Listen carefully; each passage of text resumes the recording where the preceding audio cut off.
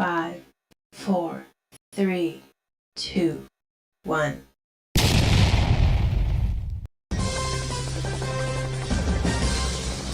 The HSBC money laundering scandal was a major financial crisis that had significant consequences for the bank and its stakeholders. The allegation of money laundering and other financial crimes were a major blow to the bank's reputation and other financial stability, and the scandal had a lasting impact on the bank's performance and reputation. In this video, we will take a comprehensive look at the HSBC money laundering scandal.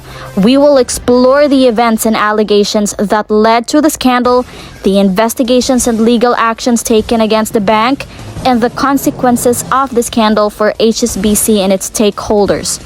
We will also discuss the lessons that can be learned from the scandal and the steps that HSBC has taken to repair its reputation and prevent similar incidents in the future. I know you're curious about what happened. Me too. So let's find out who are the people involved. Sinaloa Drug Cartel in Mexico. It is an international crime organization that is among the most powerful drug trafficking syndicates in the world. It is based in Culiacan, Sinaloa State, Mexico.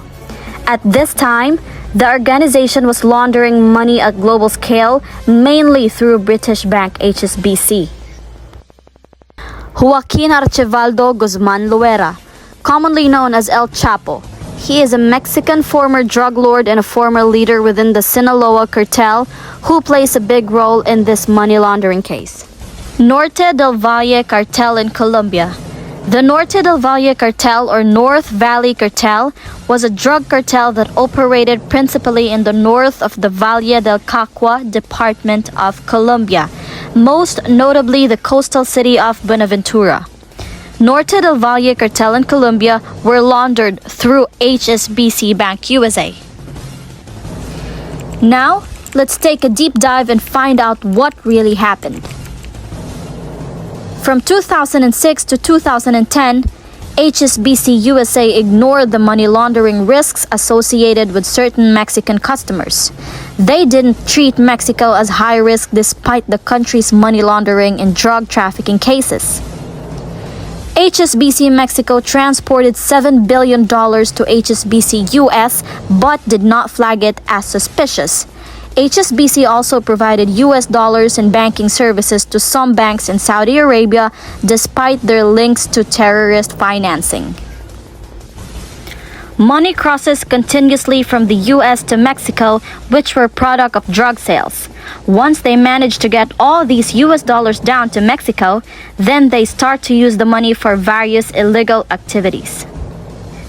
In 2008, Mexican authorities informed the CEO of HSBC Mexico that they possessed an audio recording of a Mexican drug kingpin claiming HSBC Mexico was the place to go when laundering cash.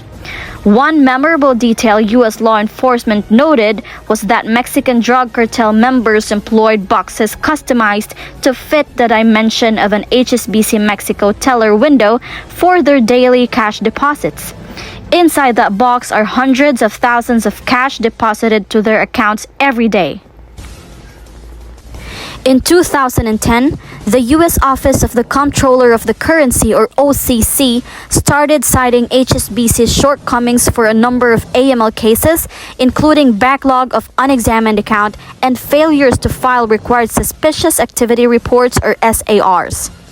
During this time, HSBC USA's compliance unit was seriously understaffed, with only 1 to 4 staff members on hand to scrutinize alerts from branches related to suspect wire transfers. This lax oversight led to multiple violations, including breaches of the Bank Secrecy Act and the Trading with the Enemy Act, among other laws. They also failed to monitor suspicious transactions and activities from HSBC Mexico. Finally, in 2012, the bank acknowledged major lapses in compliance after ignoring red flags. HSBC also acknowledged enabling clients to avoid U.S. sanctions that prohibits dealings with countries such as Iran, Libya, Sudan, Myanmar, and Cuba. We deeply regret and apologise for the fact that HSBC did not live up to our own expectations, the expectations of our regulators, our customers, our employees and the general public. About the structural transformation of the bank's compliance function. I recommended to the group that now is the appropriate time for me and for the bank for someone new to serve as the head of group compliance. Intense, right? This scandal served as a wake-up call for the banking industry, highlighting the dire need for a robust compliance system. Now let's continue. HSBC has agreed to forfeit $1.256 billion. It's the largest forfeiture amount ever by a financial institution for a compliance failure. They also agreed to pay civil penalties of $665 million to resolve the parallel regulatory actions brought by the Office of the Controller of the Currency and the Federal Reserve Bank, for a total recovery of over $1.9 billion on December 11, 2012. But no senior banker went to jail over 2008. No HSBC banker was charged, let alone went to jail, when the bank admitted in 2012 to enabling the laundering of billions of dollars of drugs money for El Chapo and his Mexican Sinaloa cartel. Now you might be wondering how HSBC escaped with the prosecution. Here's why.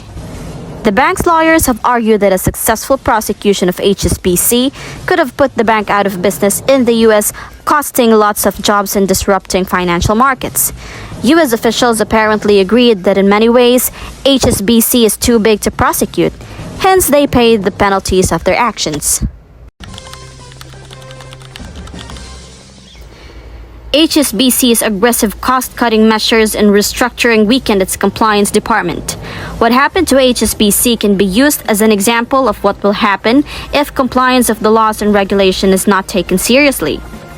If only there was a comprehensive approach of KYC checks, risk assessment, transaction monitoring, sufficient employees conducting AML screening, consistent reporting of suspicious activities, and strict compliance of the laws and regulations, they could have prevented to be involved in a money laundering case. The HSBC case served as a message to other big financial institutions that you can easily get away with money laundering charges by just paying penalties. But this is also a powerful wake-up call to multinational banks about the consequences of disregarding their anti-money laundering obligations. From your pa-baby girls, Jel, Jane, Mai, Lyra, and Karen, reporting, My Puhunan.